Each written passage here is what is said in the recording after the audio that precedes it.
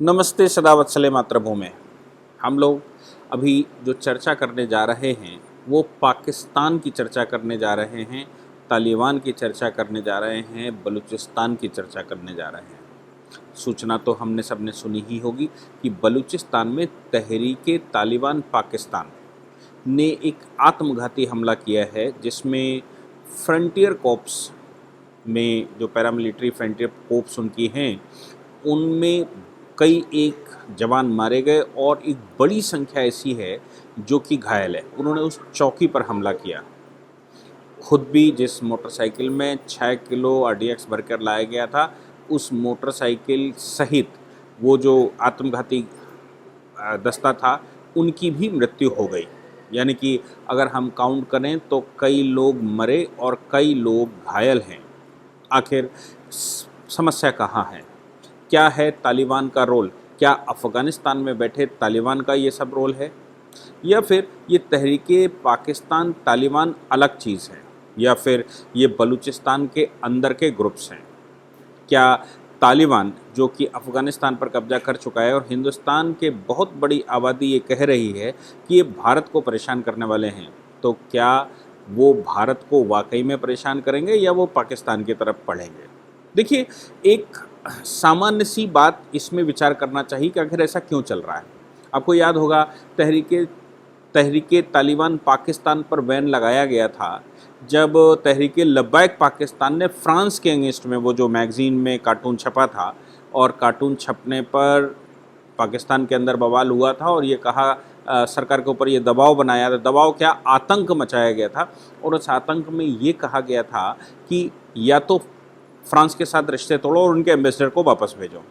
पाकिस्तान सरकार बहुत लंबे समय तक ये कन्विंस करती रही, लेकिन वो कन्विंस नहीं कर पाई उन लोगों को। फाइनली उन्होंने आतंक रोड पर बचाना शुरू कर दिया। तो तहरीके लब्बैक पाकिस्तान, तहरीके तालिबान पाकिस्तान, इन्होंने मिलकर ये सब कुछ किया था। बाद में तहरीके तालिबान पाकिस्तान पर बैन लगा दिया गया। तहरीके तालिबान पाकिस्तान पर बैन ऐसे ही नहीं लगा दिया गया। तहरीके तालिबान पाकिस्तान पर बैन लगाया गया जब कोयटा में, यानी कि बलूचिस्तान की राजधानी में, चाइनीज़ एम्बेसडर एक होटल में रुके हुए थे, उसके बाहर बम विस्फोट हुआ। तो चाइनीज़ तो आजकल दामाद हैं पाकिस्तान के, और दामादों के ऊपर अगर हमला किया है तो समस्या हो जाएगी। इसलिए तहरीके तालिबान पाकिस्तान पर बैन लगाया गया। खैर, लेकिन अफ़गान तालिबान पर तो लगातार सपोर्ट कर ही रहे हैं, हक्कानी ग्रुप को लगातार सपोर्ट कर ही रहे हैं, और पाकिस्तान अपनी पीठ भी थपथपा रहा है कि उसने अफ़गानिस्तान में आज़ादी दिला दी, 15 अगस्त के दिन आज़ादी दिला दी। और इमरान खान ने ये क्लेम भी किया था, पहले भी वो कहते रहे हैं कि नहीं हमारी आपकी तरह ही है। हमारी आपकी तरह मतलब जैसे वो आतंकी हैं वैसे ही तालिबान भी आतंकी हैं, ऐसा भी स्टेटमेंट वो देते रहे हैं। खैर, आखिर बलूचिस्तान में ऐसा क्यों चल रहा है, और तालिबान को क्या लेना देना है बलूचिस्तान में? और बात वहीं पर आती है, क्या पाकिस्तान सुरक्षित नहीं है? मैं आपको बताता हूँ कि ये जो तालिबान का कब्जा अफ़गानिस्तान पे हो गया है, इससे अगर हिंदुस्तान और पाकिस्तान दोनों को कंपेयर करेंगे, या हिंदुस्तान, पाकिस्तान और चीन, इन तीनों को कंपेयर करेंगे, उधर ईरान को कंपेयर करेंगे, ये 4 कंट्री उनके लगे हुए हैं, या तजाकिस्तान को कवर करेंगे, तो सबसे कम इन कंट्रियों में, अड़ोसी पड़ोसी में, अगर सबसे कम तालिबान से खतरा है किसी को तो वो हिंदुस्तान है। अब हिंदुस्तान पर ऐसा क्या है कि हिंदुस्तान को सबसे कम खतरा है? आखिर मैं कहना क्या चाहता हूँ, ऐसा है कि एक कैरेक्टर इस्लाम का है। मैंने पहले भी बहुत बार कहा था कि इस्लामिक अंडरस्टैंडिंग कुछ ऐसी है, आक्रांताओं की खास तौर से, कि वो एक भू राजनीतिक आंदोलन की तरह इसको लेते हैं। भू राजनीतिक आंदोलन का मतलब कि भूमि पर कब्जा करना और उस पर राजनीतिक रूप से सत्ता हासिल करना। ये इस्लामिक रॉन्ग कॉन्सेप्ट ले रखा है, राइट भी हो सकता है। तो अब जब तालिबान वहाँ पर बैठा, पाकिस्तान के सहयोग से बैठा, तो तालिबान या इस्लामिक कंट्रियों की खास बात यह है कि सबसे पहले वो अपने लोगों को इस्लाम समझाना चाहते हैं। अपने लोगों से मतलब मुसलमानों को इस्लाम समझाना चाहते हैं। हमको सबको मालूम होगा कि मुसलमानों के 72 बड़े फ़िरके हैं, और उसके अलावा 900 छोटी जातियाँ मिलाकर या फ़िरके मिलाकर 900 बनते हैं, जिसमें 150 केवल हिंदुस्तान के अंदर है, 72 लेकिन बड़े फ़िरके हैं। इनमें भी 2 बहुत बड़े फ़िरके हैं जिसको शिया सुन्नी कहते हैं, लेकिन उसके अतिरिक्त अगर हम सारे फ़िरके मिलाएंगे तो 72 फ़िरके बनते हैं और बाद में 900 फ़िरके बनते हैं। ये जो 72 फ़िरके हैं, अगर मैं सिर्फ 72 की बात करूँ, 900 की बात ना करूँ, तो 72 फ़िरकों में किसी एक फ़िरके के इस्लामिक कॉन्सेप्ट को देखेंगे तो वो 71 को रॉन्ग बता देगा और कहेगा ये गैर इस्लामिक है, और लानत उसका मुल्ला जो है वो लगातार इस पर लानत देगा और कहेगा कि सबसे पहले इस्लाम स्वीकार करो, सबसे पहले इस्लामिक हो जाओ, सबसे पहले इस्लाम को फॉलो करो। फिर वो कहना शुरू करेंगे, कोई कहेगा कि बुर्का डालना चाहिए, कोई कहेगा बुर्का नहीं डालना चाहिए, कोई कहेगा जालीदार टोपी डालनी चाहिए, कोई कहेगा छोटा पैजामा डालना चाहिए, कोई कहेगा लंबा पैजामा डालना चाहिए, कोई कहेगा नमाज का वज़ू ऐसे करना चाहिए, कोई कहेगा वज़ू वैसे करना चाहिए, कोई कहेगा मूँछ रखाओ दाढ़ी हटाओ, कोई कहेगा दाढ़ी बढ़ाओ मूँछ कटाओ। ये सबके अलग अलग कॉन्सेप्ट हैं। इसलिए वो ये कहेगा कि मैं असली इस्लाम हूँ और तुम सब नकली इस्लाम हो, इसलिए सबसे पहले तुमको इस्लामिक बनाना है। तो इस्लाम की खास बात यह है कि हिंदुस्तान के अंदर के गद्दारों की बात छोड़ दीजिए। हिंदुस्तान के अंदर के गद्दारों की बात मतलब है कि हिंदुस्तान के अंदर के जो लोग हैं जिनको इस्लाम का कैरेक्टर ही नहीं मालूम कि इस्लाम का ओरिजिनल कैरेक्टर क्या है, तो वो काफिर और ये कॉन्सेप्ट लेकर आते हैं। लेकिन इस्लाम का ओरिजिनल कैरेक्टर सबसे पहले जो लोग इस्लाम को फॉलो करते हैं उनको सही करना है। अब उनको सही करना और उनको सही करने के एवज में उनकी भूमि पर कब्जा करना और वहाँ शासन स्थापित करना। और अभी तो मुस्लिम कंट्रियों का, खासतौर से जो टर्की उनकी मदद कर रहा है तालिबान की और लगातार क्लेम कर रहा है, तो टर्की का तो उद्देश्य ही है ऑटोमन एम्पायर को एस्टैब्लिश करना, मतलब पुनः शासन लेकर आना। खैर, तो तालिबान को अगर सबसे पहले कुछ करना है इस्लामिक तरीके से, तो सबसे पहले अफगानिस्तान के अंदर के लोगों को इस्लाम समझाना होगा। वो समझा रहे हैं लगातार, महिलाओं के साथ क्या करना चाहिए, पुरुषों के साथ क्या करना चाहिए, कैसे रहना कैसे नहीं रहना, वो सब कुछ समझा रहे हैं। वो 8.5 करोड़ लोगों को समझा रहे हैं। अब दूसरी बात आती है कि उनके सबसे ईजी टारगेट में कौन है। सबसे ईजी टारगेट में अगर अफगानिस्तान का है कोई, तो फिर वो पाकिस्तान है। इजी टारगेट, सबसे इजी टारगेट। क्यों? उनका क्लेम भी है। उनका क्लेम यह है कि अफगानिस्तान के अंदर पठान और पश्तून और हजारा ये बड़े फिरके हैं। तो जो पश्तून है वो ओरिजिनली पश्तूनख्वा जो अभी पाकिस्तान के कब्जे में है, वो ओरिजिनली वो कहते हैं कि ये अफगानिस्तान का हिस्सा है। दूसरी बात, जो बलूचिस्तान है, बलूचिस्तान को समझने की आवश्यकता पड़ती है। बलूचिस्तान ब्रिटिश बलूचिस्तान जो गवर्नमेंट ऑफ इंडिया का पार्ट हुआ करता था, यानी गवर्नर जनरल इस पर रूल करता था, ब्रिटिश इंडिया का पार्ट होता था। तो ब्रिटिश बलूचिस्तान एक छोटा सा पार्ट था बलूचिस्तान में। आज भी पाकिस्तान के 60% भूमि लगभग बलूचिस्तान में ही है। तो बलूचिस्तान की केवल अगर हम बात करेंगे तो बलूचिस्तान में जो ब्रिटिश बलूचिस्तान है वो लगभग 12 से 15% है। बिल्कुल वैसे ही जैसे जम्मू कश्मीर की बात करें तो कहते लोग कश्मीर है, लेकिन हकीकत में कश्मीर का जो हिस्सा है 2,25,000 किलोमीटर में, वो 20,000 किलोमीटर 25,000 किलोमीटर है। बाकी का गिलगिट है, बाल्टिस्तान है, मीरपुर है, मुजफ्फराबाद है, लद्दाख है और जम्मू इसलिए वो एक नैरेटिव तैयार किया गया। वैसे ही बलूचिस्तान में भी ऐसी स्थिति है। ब्रिटिश बलूचिस्तान जो है वो केवल 12 से 15% है। अब बाकी का क्या है? ब्रिटिश बलूचिस्तान अगर इतना सा है तो फिर असली बलूचिस्तान में क्या है मैं आपको बताऊं। बलूचिस्तान जो आज का है 1952 में जो बना, यानी कि ब्रिटिश बलूचिस्तान जिसको उस समय कमिश्नरी प्रोविंस कहा गया था या कमिश्नर्स प्रोविंस कहा गया था। कमिश्नर्स प्रोविंस हटा दीजिए, मकरान, लेसबेला, खरान, कलात, सरावान, झालावान, काची, बोलान, बुख्ती, डेरा बुख्ती, ये कोहलू, ये मेन एरिया है। इन सबको मिलाकर बलूचिस्तान जो आज का बना है वो बना है। अब इनमें खास तौर से इनकी 4 बड़ी प्रोविंसेस की हम बात कर लें, तो छोटे छोटे पार्टों हमने बताया, 4 बड़ी प्रोविंसेस की बात कर लें जिनसे मिलकर आज पाकिस्तान कहता है कि बलूचिस्तान बना है। एक तो वो कलात की प्रिंसली स्टेट है जिसमें आपने देखा होगा कि आज भी कलात के लोग लड़ रहे हैं।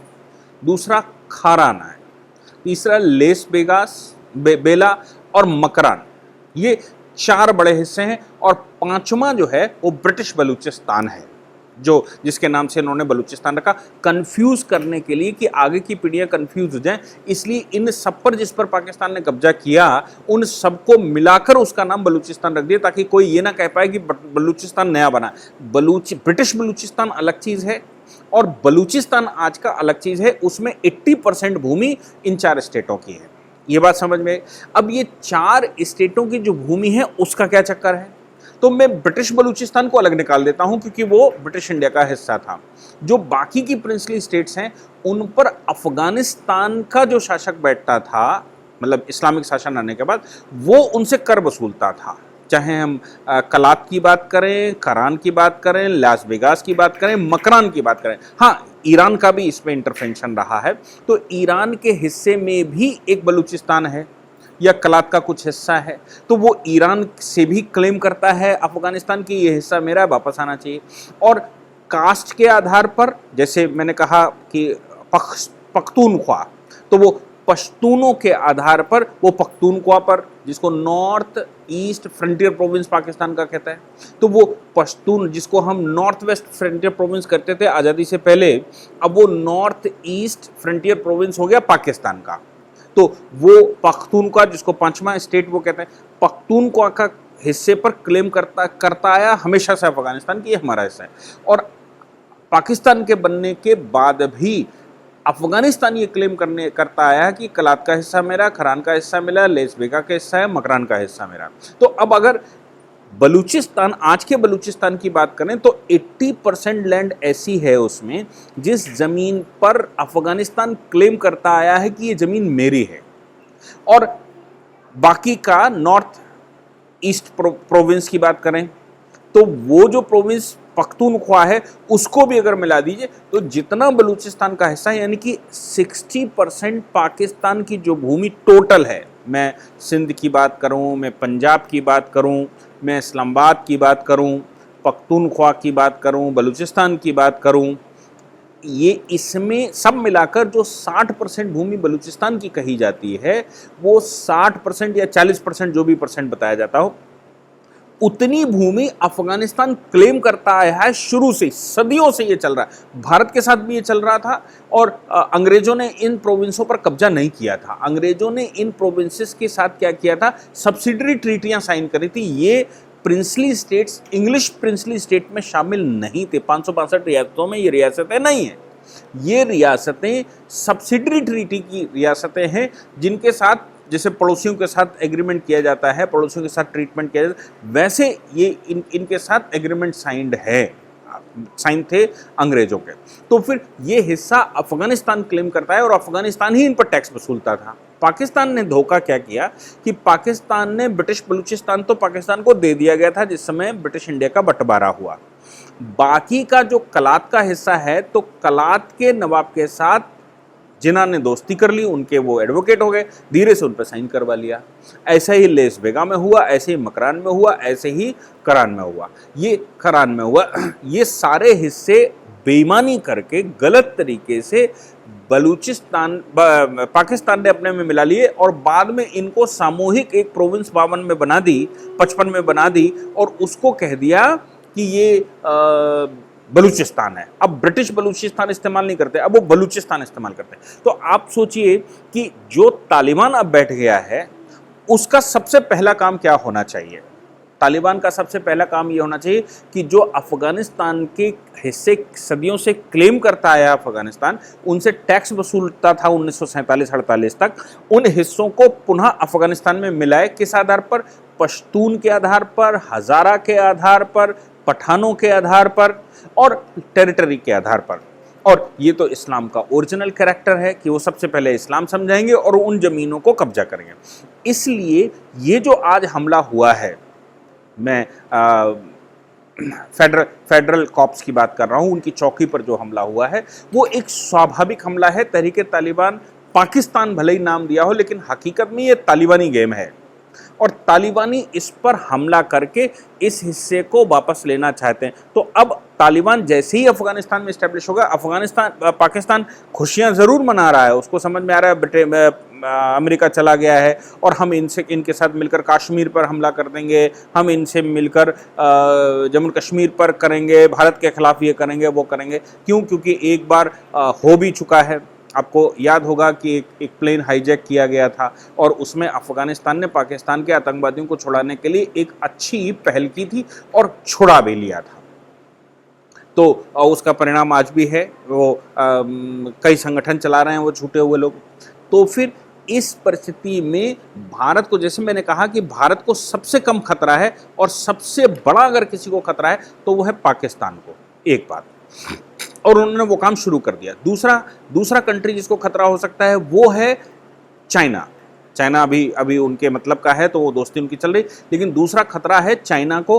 क्यों? क्योंकि चाइना का जो आज का शिनजियांग प्रांत जिसको वो कहते हैं, वो कभी उनके साथ उनकी ट्रीटियां होती थी, वो इस्लामिक था।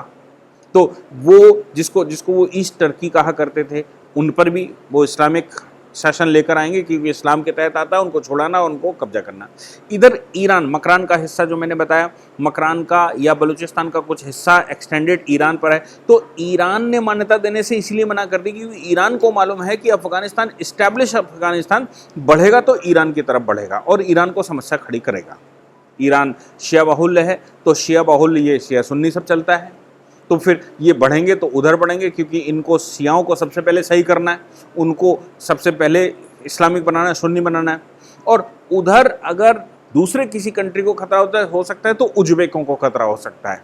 उज्बेकिस्तान पर भी, उज्बेक चूँकि अफगानिस्तान में भी पाए जाते हैं, इसलिए तजाक भी पाकिस्तान में पाए जाते, अफगानिस्तान में पाए जाते हैं, तो तजाकिस्तान उज्बेकिस्तान को भी ये लग सकता है कि भाई ये मेरी तरफ आ सकते हैं। लेकिन हकीकत में सबसे बड़ा खतरा अगर अब तालिबान को किसी के साथ है, as per the original concept of Islam, मैं परिस्थितियों की बात नहीं कर रहा हूँ, जो मैं पढ़ पाया इस्लाम को पिछले 1400 वर्षों में, जो इस्लाम के नाम से आक्रांताओं ने हमले किए, उन्होंने सबसे पहला काम ये किया कि वो मुस्लिम स्टेट्स में जाकर उन्होंने उसको कैप्चर करने की कोशिश करी। अब चूंकि खिलाफत ख़त्म हो गई है, पहले खिलाफत जहां हुआ करती तो खलीफा रिकॉग्नाइज कर देता था, ठीक है, लेकिन अभी जब से खिलाफत 1924 में ख़त्म हो गई, 100 वर्ष हो गए लगभग, तो अब खलीफा कौन बनेगा? टर्की प्रयास कर रहा है। तो टर्की भी कोशिश करेगा कि वो किसी तरह से फिर से ऑटोमन एम्पायर एस्टैब्लिश कर ले, सहयोग मांगेगा तालिबान से, और तालिबान कोशिश करेगा कि अब वो नया मुल्ला हो गया है, मतलब वो नई तरीके से राजनीति कर रहा है, अब वो उसको वो पूरा का पूरा कैप्चर करना है और अब इस्लामिक जगत का बादशाह बनना है। पाकिस्तान को भी ये ख्वाब कभी आया था कि उसको इस्लामिक जगत का बादशाह बनना है, उसने सऊदी अरेबिया को चैलेंज कर दिया था। आपको याद है ना, सऊदी अरेबिया को चैलेंज कर दिया जम्मू कश्मीर मामले में, और सऊदी अरेबिया ने कैसे उनको पैदल किया कि भूखों मर गए। अब अफगानिस्तान को भी ये खुशफहमी, गलतफहमी जैसी फहमी है वो हो रही है कि वो अब इसके माध्यम से यहाँ कब्जा कर लेंगे और इसके माध्यम से वो अपना काम स्थापित कर लेंगे। मुझे लगता है कि आज का जो हमला है उसका मुख्य कारण इस्लामिजाइजेशन है और उसका मुख्य कारण है इस्लामिक कॉन्सेप्ट, और उससे सबसे बड़ा खतरा अगर संसार में किसी को है तो वो पाकिस्तान है। सबसे पहले पाकिस्तान को अपने प्राण बचाने चाहिए क्योंकि इस्लामिक कॉन्सेप्ट में पाकिस्तान इजी टारगेट है अफगानिस्तान के लिए, हिंदुस्तान इजी टारगेट उनके लिए नहीं है। और इस्लाम की खास बात यह है कि वो सबसे पहले इजी टारगेट को हमला करता है, वो टिपिकल टारगेट को हमला नहीं करता, और इजी टारगेट पाकिस्तान है। पाकिस्तान के अंदर तहरीक लब्बैक पाकिस्तान, तहरीक तालिबान पाकिस्तान, और कट्टरता वैसी पनप चुकी है, और चूंकि कट्टरता पनप चुकी है इसलिए पाकिस्तान के अंदर फौज भी वैसे ही सरेंडर कर सकती है जैसे कि अफगानिस्तान ने कि फौजों ने सरेंडर किया तालिबान के सामने, अगर तालिबान सही से इधर बढ़ा। क्यों? क्योंकि वो कट्टरता है, फौज की कट्टरता भी है और इस्लाम की कट्टरता भी है। आधुनिकता तो पढ़ा ही नहीं, केवल कट्टरता पढ़ाई, मरना जीना सिखाया और मरना मरना सिखाया। उसके आधार पर ये फंसने वाले हैं। और मुझे लगता है कि पाकिस्तान के लिए कुछ लोगों को दुआएं भी करनी चाहिए, हिंदुस्तान में बैठे लोगों को भी दुआएं करनी चाहिए कि पाकिस्तान किसी तरह बच जाए, क्योंकि पाकिस्तान पर अगर अफगानिस्तान का कब्जा होता है तो फिर वो हमारी तरफ बढ़ सकते हैं। लेकिन अभी फ़िलहाल वो हमारी तरफ बढ़ने के बजाय हमारे देश के अंदर के गद्दार जरूर हमारे लिए समस्या खड़ी कर सकते हैं, लेकिन तालिबान अभी हमारे लिए समस्या नहीं। उसका इलस्ट्रेशन ये जो हमला हुआ है बलूचिस्तान में, वो हमला सिद्ध करता है। जय हिंद, जय भारत, वंदे मातरम।